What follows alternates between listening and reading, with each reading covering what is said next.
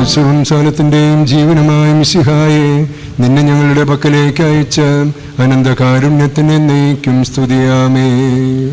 നമുക്ക് ശ്രദ്ധാപൂർവം പരിശുദ്ധ സുവിശേഷം ശ്രവിക്കാം. സമാധാനം നിങ്ങളോടുകൂടെ. വിശുദ്ധ യോഹന്നാൻ അറിയിച്ച നമ്മുടെ കർത്താവ് യേശു മിശിഹായുടെ പരിശുദ്ധ സുവിശേഷം 20-ാം അധ്യായം 24 മുതൽ 29 വരെയുള്ള തിരുവചനങ്ങൾ. 12 പേരിൽ ഒരുവനും ദിദിമോസ് എന്ന് വിളിക്കപ്പെടുന്നവനുമായ തോമ ഈശോ വന്നപ്പോൾ അവരോടുകൂടെ ഉണ്ടായിരുന്നില്ല.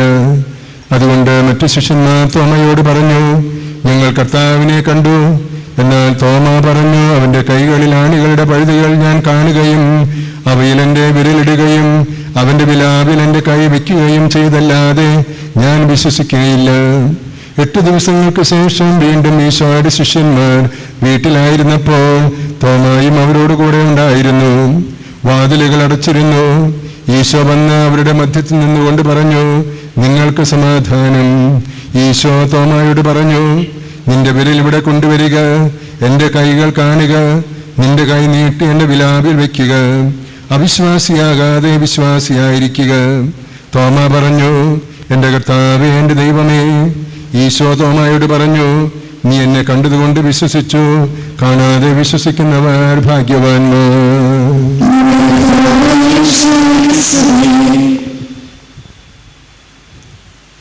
മിശിഹായിൽ സ്നേഹമുള്ളവരെ,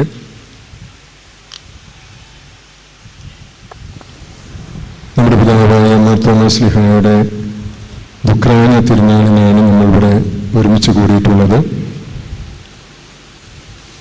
കർത്താവിൻ്റെ ശിഷ്യത്വം സ്വീകരിച്ച് ഭാരതഭൂമിയിലേക്ക് ഈശോയെയും സുവിശേഷത്തെയും കൊണ്ടുവന്ന് ആ സുവിശേഷത്തിന് വേണ്ടി ജീവിച്ചു മരിച്ച നമ്മുടെ പിതാവിൻ്റെ ഓർമ്മ ദിനമാണ് ദുഃഖാന. എല്ലാവർക്കും ദുഃഖാന തിരുനാളിൻ്റെ മംഗളങ്ങൾ സ്നേഹപൂർവ്വം ഞാൻ നേരെയാണ്. തോമസ് ശ്ലീഹ ഭാരതത്തിലേക്ക് വന്നപ്പോൾ എന്താണ് കൊണ്ടുവന്നത് എന്ന് നമ്മൾ ചിന്തിക്കുന്നത് നല്ലതാണ്. അതിനുള്ള ഉത്തരമാണ് യോഹന്നാന്റെ സുവിശേഷത്തിൽ തന്നെയുള്ള 3 ഭാഗങ്ങൾ.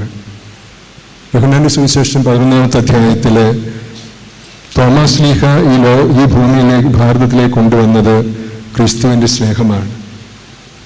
അവനോടുകൂടി പോയി മരിക്കാൻ തയ്യാറായ ഏക അപ്പസ്തോലൻ കർത്താവിൻ്റെ ജീവിതകാലത്ത് നമ്മൾ കാണുന്ന തോമസ് ശ്ലീഹയാണ്. യോഹന്നാന്റെ സുവിശേഷം 14-ാമത്തെ അധ്യായത്തിൽ ഈശോയിൽ ശരണപ്പെടുന്ന ഈശോയാണ് യഥാർത്ഥ വഴി എന്ന് കണ്ടെത്തിയ തോമസ് ശ്ലീഹ. യോഹന്നാന്റെ സുവിശേഷം 20-ാം അധ്യായത്തിൽ ഈശോയാണ് യഥാർത്ഥ കർത്താവും ദൈവവുമാണെന്ന് കണ്ടെത്തിയ വിശ്വാസത്തിൻ്റെ പിതാവ്. ഈ 3 കാര്യങ്ങളുമായിട്ടാണ്, ഈ വിശ്വാസവും ഈ ശരണവും ഈ സ്നേഹവുമായിട്ടാണ് തോമസ് ശ്ലീഹ ഭാരതത്തിലേക്ക് വന്നത്. ധീരതയോടുകൂടെ, സ്നേഹത്തോടെ, ക്രിസ്തുബോധത്തോടെ, പ്രാർത്ഥനാ ചൈതന്യത്തോടുകൂടി അങ്ങനെ തൻ്റെ ജീവിതവും തൻ്റെ ദൗത്യവും നിറവേറ്റിയ തോമസ് ശ്ലീഹ ചേര, ചോള, പാണ്ഡ്യ ചെറിയ രാജ്യങ്ങളുടെ മൊത്തമായിട്ടുള്ള തമിഴകത്തിൽ തൻ്റെ ജീവിതം മുഴുവനായിട്ടും മാറ്റിവെച്ച് ഈ ഭാരതത്തിന് വേണ്ടി, കർത്താവിൻ്റെ ശിഷ്യർക്ക് വേണ്ടി ജീവിച്ച തോമസ് ശ്ലീഹ.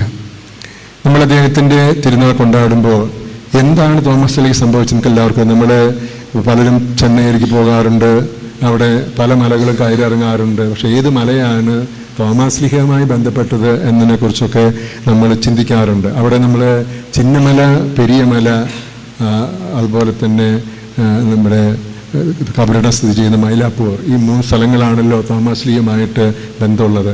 ചിന്നമലയിൽ പ്രാർത്ഥിച്ചുകൊണ്ടിരിക്കുമ്പോഴാണ് അദ്ദേഹം കുത്തേറ്റ് വീണത്. അങ്ങനെ കുത്തേറ്റ് വീണ് പെരിയമല എന്ന് പറഞ്ഞാൽ തോമയാറിൻ മല എന്നറിയപ്പെടുന്ന സ്ഥലമാണ് ഈ പെരിയമല എന്ന് പറയുന്നത്. ആ പെരിയ മലയിലേക്ക് 2 കിലോമീറ്റർ ഉണ്ട്. അവിടേക്ക് ഇഴഞ്ഞു നീങ്ങി 2 കിലോമീറ്റർ ഇഴഞ്ഞിട്ടാണ് തോമസ് ശ്ലീഹ പെരിയ മലയിലെത്തുന്നത്. ആ പെരിയ മലയിലെ കുരിശിൽ കെട്ടിപ്പിടിച്ചുകൊണ്ടാണ് തോമസ് ശ്ലീഹ മരിച്ചത്. അങ്ങനെ മരിച്ചിട്ട് തോമസ് ശ്ലീഹയെ 15 കിലോമീറ്റർ അകലെയുള്ള മൈലാപ്പൂരിൽ കൊണ്ടുവന്ന് ആ കടലോരത്താണ് അടക്കിയത്. AD 4-ാം നൂറ്റാണ്ടിലെ എദേസായിലേക്ക് അദ്ദേഹത്തിൻ്റെ ശരീരം കൊണ്ടുപോയി എന്നാണ് പാരമ്പര്യം പറയുന്നത്. അത് കഴിഞ്ഞിട്ട് അവിടെ നിന്ന് ഒർത്തോണ, ഇറ്റലിയിലുള്ള ഒർത്തോണ, അതൊരു സെൻറ് തോമസ് ഷ്രൈനാണിപ്പോൾ, ഒർത്തോണയിലേക്ക് അദ്ദേഹത്തിൻ്റെ ശരീരം അവിടുന്ന് ബോഡി കൊണ്ടുപോയി. ഒരുപക്ഷെ അതിൽ റിമെയിൻസ് ആയിരിക്കാം കൊണ്ടുപോയത് എന്നാണ് പറയുന്നത്. അങ്ങനെ ഇറ്റലിയിൽ സെൻറ് തോമസിൻ്റെ പേരിൽ ഒരു ഷ്രൈനുണ്ട്, അത് ഒർത്തോണ എന്ന് പറയുന്ന സ്ഥലത്താണ്. ഈ സെൻറ് തോമസ് സാന്തോം കത്തീഡ്രൽ എന്ന് പറയുന്ന, ബസിലിക്ക എന്ന് പറയുന്ന ചെന്നൈയിലെ പള്ളി നമ്മളിപ്പോൾ കണ്ടിട്ടുള്ളതാണ്. അതിൻ്റെ പ്രത്യേകത എന്താണ്? 1521 പോർച്ചുഗീസുകാർ വന്ന് ഗവേഷണം നടത്തിയപ്പോൾ ആ തോമസ് ലീഹായെ അടക്കം ചെയ്തെടുത്ത് കബറിടം കണ്ടുവെന്നും ആ കബറിടത്തിന് മുകളിലാണ് ഈ സാന്തോം ബസിലിക്ക പണിതിരിക്കുന്നതെന്നാണ് പരമ്പരാഗതമായിട്ട് നമ്മൾ വിശ്വസിച്ച് പോരുന്നത്. അങ്ങനെ ചരിത്രപരമായിട്ട് തോമസ് ലീഹ അവിടെ അടക്കം ചെയ്യപ്പെട്ടു എന്നുള്ളത് വലിയ സത്യമായിട്ട് നമ്മൾ കാണുകയാണ്. നമുക്കറിയാം എന്താണ് ഈ കബറിടം തുറന്നപ്പോൾ കണ്ടത്. അവിടെ 2 കാര്യങ്ങൾ കണ്ടതായിട്ട് ഗവേഷകർ പറയാണ്.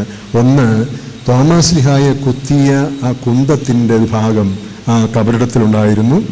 അത് മാത്രമല്ല, തോമസ് ലീഹായുടെ രക്തം വീണ് നനഞ്ഞ മണ്ണ് നിറച്ചൊരു കുടം ആ കബറിടത്തിൽ ഉണ്ടായിരുന്നു എന്നാണ് പോർച്ചുഗീസ് ഗവേഷകർ പറയുന്നത്. അതിൻ്റെ അടിസ്ഥാനത്തിലാണ് പോർച്ചുഗീസുകാർ സാന്തോം ബസിലിക്ക ഇന്നൊരു പക്ഷേ ഇന്നത്തെ ഷേപ്പിലായിരിക്കണം എന്നില്ല, പക്ഷെ സാന്തോം ബസിലിക്ക പണിയുന്ന ആ സ്ഥിതി ചെയ്യുന്ന പള്ളി അവിടെ പണിതത് അതിൻ്റെ അടിസ്ഥാനത്തിലാണെന്നാണ് പറയുന്നത്. നമുക്കറിയാം, ചരിത്രം പരിശോധിക്കുകയാണെങ്കിൽ 3 അപ്പസ്തോലന്മാരുടെ കബറിടങ്ങൾക്ക് മുകളിലാണ് പള്ളികളുള്ളത്.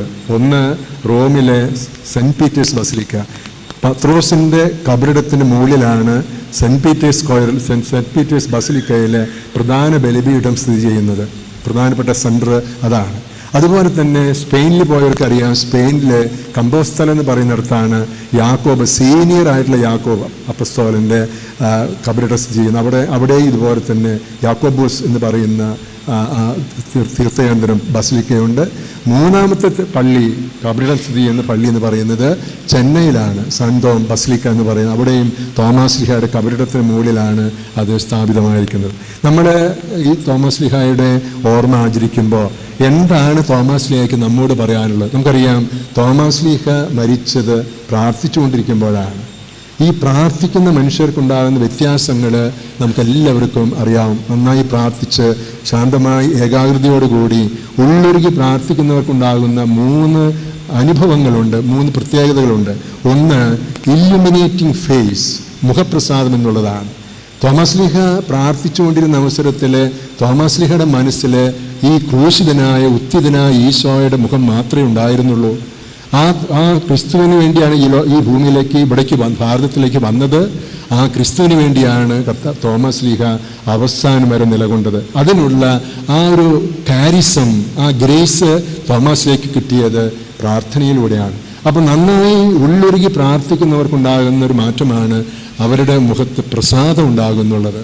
പ്രസാദം, അതായത് ഇല്ലുമിനേറ്റിംഗ് ഫേസ് അവർക്കുണ്ടാകും. 2ാമത്തെ കാര്യം എന്ന് പറയുന്നത് ജീവിതത്തിൽ അവർക്ക് ക്ലാരിറ്റി ഉണ്ടാകുന്നുള്ളതാണ്, വ്യക്തത ഉണ്ടാകുന്നവരാണ്.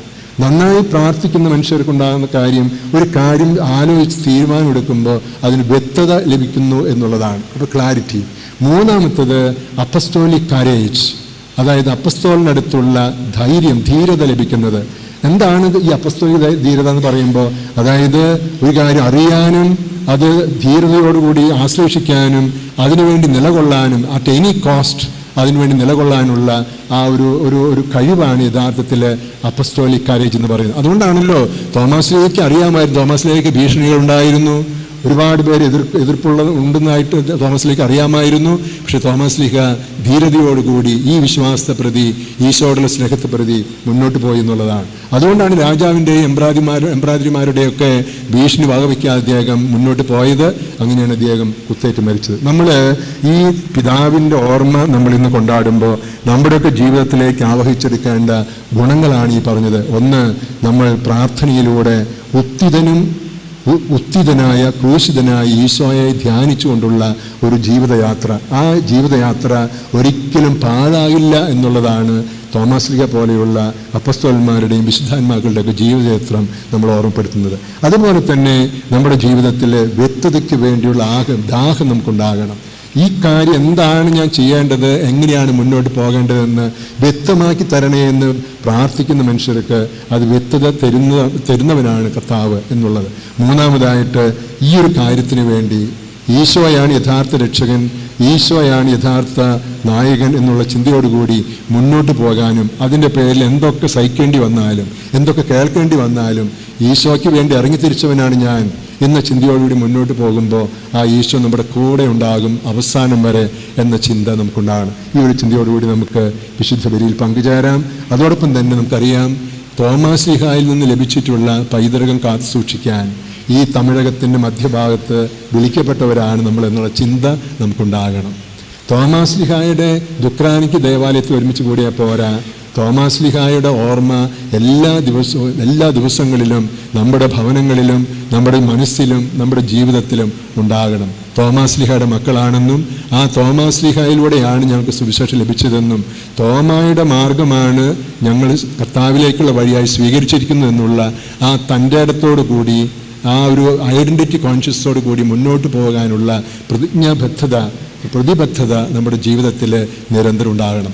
ഈ ദുക്രാനയിൽ അങ്ങനെ ഒരു പുനഃപ്രതിഷ്ഠ നമ്മുടെ ജീവിതത്തിൽ സംഭവിക്കുന്നില്ലെങ്കിൽ ഈ ദുക്രാനയ്ക്ക് ഇതുപോലെ ഒന്നിച്ചു കൂടുന്നതിൽ അർത്ഥമില്ല എന്ന് വിശ്വസിക്കുന്നവനാണ് ഞാൻ. അപ്പം അതുകൊണ്ട് നമ്മുടെ പിതാവിനോടുള്ള സ്നേഹവും പിതാവിലൂടെ ലഭിച്ച ക്രിസ്തുബോധവും ക്രിസ്തു സ്നേഹവും ഒരിക്കലും നഷ്ടപ്പെടാതെ മുന്നോട്ട് പോകാൻ ഈ ദുക്രാന തിരുനാളിലെ ഈ വിശുദ്ധ ബലിയും തുടർന്നുള്ള പ്രാർത്ഥനകളും നമുക്ക് അവസരം തരട്ടെ എന്ന് പ്രാർത്ഥിച്ചുകൊണ്ട് നമുക്ക് വിശുദ്ധ ബലി തുടർന്ന് അർപ്പിക്കാം. പരിശുദ്ധ അമ്മയുടെയും വിശുദ്ധ ഔസേപ്പ് പിതാവിൻ്റെയും വിശുദ്ധ തോമാശ്ലീഹായുടെയും മറ്റു വിശുദ്ധാത്മാക്കളുടെയൊക്കെ മാധ്യസ്ഥം തേടിക്കൊണ്ട് നമുക്ക് വിശുദ്ധ ബലി തുടർന്ന് അർപ്പിക്കാം.